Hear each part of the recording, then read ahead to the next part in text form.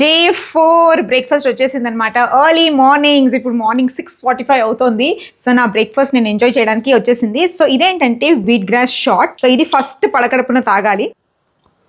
ఇది parsley cucumber juice అనమాట. ఇది అరౌండ్ 10 o'clock ఆ టైంకి తాగాలి. అండ్ ఇది అరౌండ్ 11 o'clockకి చిక్ పీస్ తినాలి. ఇవాళ చాలా ఫేవరెట్ ఏంటి, స్మూతీ బౌలేగా అనుకోవచ్చు, కానీ avocado smoothie bowl. So avocado చాలా rich in protein, fibre, with lots of fruits, మంచి ఫైబర్ ఉంటుందన్నమాట.